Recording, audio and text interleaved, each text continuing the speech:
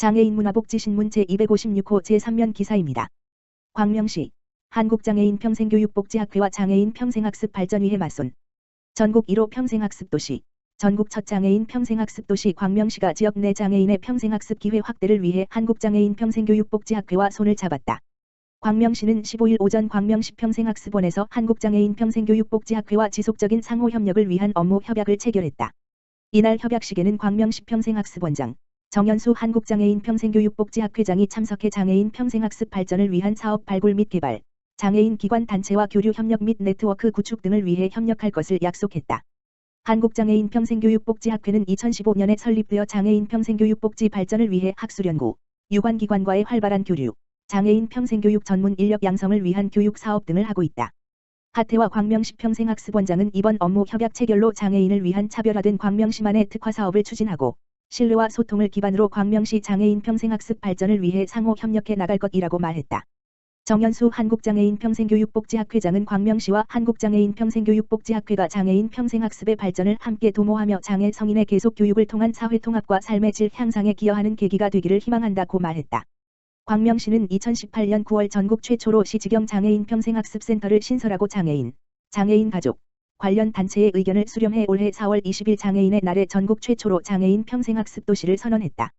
광명시는 현재 민선 7기 핵심 공약인 장애인 평생교육 지원 확대를 위해 장애인 평생학습 도시 사업을 운영하고 있다. 지난 4월 교육부 국립특수교육원, 국가장애인 평생교육진흥센터, 공모에 선정되어 3억 원을 지원받았으며 12.3억 원을 더해 총 6억 원을 투입해 총 61개 프로그램을 운영하고 있다.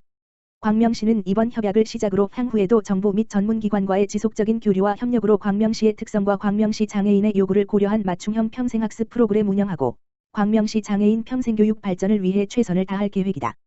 경기도교육청, 특수교육 대상 학생 직업교육 위탁과정 운영. 경기도교육청, 교육감 이재정, 이 고등학교 2학년 특수교육 대상 학생들에게 지역사회 직업교육 기회 제공을 위해 직업교육 위탁과정을 운영한다고 14일 밝혔다. 위탁과정은 학교에서 얻은 지식과 기술 등을 학교 밖 마을에서 직접 실습하고 경험함으로써 지역사회에 필요한 직업인으로 성장하는 것을 돕기 위해 마련했다. 이를 위해 도교육청은 고용노동부에서 지정한 직업능력개발훈련기관, 한국장애인고용공단 장애인 위탁훈련기관 등 장애인 훈련 경험이 있는 지역사회 직업교육 전문기관 가운데 4곳을 위탁과정 기관으로 지정했다. 지정기관은 경기외식직업전문학교, 의정부직업전문학교, 남양주직업전문학교, 위드미미용학원이다. 지정기관은 9월 14일부터 4개월 동안 제과제빵, 케이크 데코레이션, 한식 양식 조리 기능사, 브런치 실무, 미용사, 피부, 네일, 과정을 운영할 예정이다. 도교육청은 위탁교육 참여 특수교육 대상 학생이 졸업 뒤에도 지역사회에 잘 적응할 수 있도록 사업 운영, 직무지도, 취업진로 교육, 상담 등 맞춤식 개별 지원을 할 예정이다. 도교육청 황정혜 특수교육과장은 이번 직업교육 위탁과정은 취업 사각지대에 있는 중증장애 학생에게 맞춤형 직업실습 경험을 제공하게 될 것이라며 도내 모든 특수교육 대상 학생들이 마을에서 잠재력을 개발하고 전문 직업교육을 제공받는 기회가 될 수 있도록 지역사회의 관심과 참여를 부탁한다고 말했다. 한편 올해 3월 기준 도내 고등학교 특수학급 운영학교는 297교이며 특수교육 대상 학생은 2,811명이다. 경기도, 내년부터 여성 청소년 1인당 13만원씩 생리용품 구입비 지원. 경기도가 시군과 협력해 내년부터 도내 모든 여성 청소년에게 생리용품 구입 비용을 지원하는 사업을 추진한다. 여주시에서 올해 처음 도입한 사업인데 여성 청소년들의 만족도가 높아 이를 도 전체로 확대하기로 한 것이다. 경기도는 이런 내용을 담은 여성 청소년 생리용품 지원 사업 계획을 마련, 시군과 협력해 여성 청소년 1인당 월 1만 1,000원, 연 13만 2천원의 보건위생물품 구입 비용을 지원할 계획이라고 14일 밝혔다. 여성 청소년에 대한 보건위생물품 지원 사업은 2016년 이른바 갈창생리대 사건을 계기로 같은 해 시작돼 기초생활수급권자, 법정차상위계층, 한부모 가족 지원 대상자 가운데 만 10일 물결표 쌓인 18세 여성 청소년이 정부로부터 1인당 연 13만 2천원을 생리용품 구입비로 지원받고 있다. 현재 경기도에서 정부 지원을 받는 여성 청소년은 모두 2만 4천여 명이다. 도는 도 전체 여성 청소년 51만 명 가운데 이들을 제외한 나머지 48만 6천 명에게 생리용품 구입비를 지원할 계획이다. 경기도는 생리용품 구입 비용 지원 사업에 동참하는 시군에 대해 총 사업비의 30% 범위 내에서 도비를 지원할 방침이다. 도는 전 시군이 참여할 경우 내년에 총 640억 원의 재원이 투입될 것으로 추정하고 있다. 이에 따라 도는 이달 중 세부 추진 계획을 수립하고 보건복지부의 사회보장제도 신설 협의를 요청할 계획이다. 이와 관련해 이재명 경기도지사는 지난 13일 자신의 사회관계망 서비스 SNS에 경기도가 여성 청소년 생리용품 지원 사업을 시작합니다. 라는 글을 게재하고 사업 추진 의지를 밝혔다. 이 지사는 갈창 생리대를 언급하며 어린 마음이 어땠을까 짐작하면 아직도 가슴이 시리다. 이 때문에 성남시에서 생리대 지원을 시작했었다면서 지금은 많은 기초지방정부가 저소득층 여성 청소년 생리용품을 지원하지만 기초생활수급권자 등 어려운 청소년에게만 선별 지원한다는 낙인 효과 때문에 상처받고 버리는 학생도 많다고 한다고 말했다.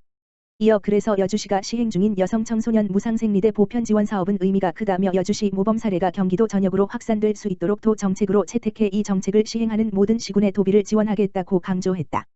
푸드누리 이천시 행복한 동행의 명절맞이 성금품 기탁. 푸드누리 회장 민정기는 17일 성금 2천만 원과 3천만 원 상당의 상품인 명절 선물 세트 500세트를 이천시 행복한 동행에 기탁해왔다고 밝혔다. 푸드누리는 단체 급식을 운영하는 대기업과 외식 및 프랜차이즈를 운영하는 기업의 소요 재료를 전국 가맹점에 일일 납품하는 유통 물류 전문 기업으로 마장면 서이천 IC의 물류센터가 위치하고 있다. 푸드누리는 추석 명절을 맞이하여 소외된 이웃들 없이 모두가 따뜻한 명절을 지내길 바라는 마음으로 나눔의 뜻을 밝혔으며 코로나19로 기업은 물론 우리 주변의 이웃들도 어려움이 많다며 이번 추석 명절만이라도 코로나19로 무기력해진 분위기가 조금이나마 밝아지길 바란다고 말했다. 기탁된 후원 물품은 경기사회복지공동모금회를 통하여 관내 저소득층에게 전달될 예정이다. 안양도시공사 사회복지지설의 자체 제작 손소독제 나눔. 안양도시공사 사장 배찬주 직원들이 17일 코로나19에 취약한 관내 사회복지시설의 손소독제를 직접 제작하여 기증했다. 이번 달 7일 공사 인근 전통시장의 자체 제작 소독제 나눔에 연이은 코로나19 방역 나눔 캠페인이다. 공사에서 운영하는 체육시설인 호계다 목적 체육관 직원 20여 명은 코로나19 예방을 위한 손소독제 500개를 직접 재료 구매, 배합 제작하여 감염에 상대적으로 취약한 노인 및 청소년들이 있는 호계노인종합복지관과 청소년 쉼터에 각 150개씩 기증하였다. 전달된 손소독제는 관내 독거 노인들에게 제공되는 사랑의 도시락 안에 포함되어 전달될 예정이다. 또한 코로나19 장기화로 인해 침체되어 있는 호계체육관 인근 골목상점 20개소에도 손소독제 200개를 나눔하였다. 손소독제를 기증받은 음식점 점주는 코로나19로 인한 호계체육관 휴장으로 가게 매출이 다소 줄어 아쉬운 상황인데 이렇게 직원들이 직접 만든 손소독제를 받으니 기운이 난다며 속히 코로나19가 안정되어 지역상권이 살아나길 바란다고 말했다.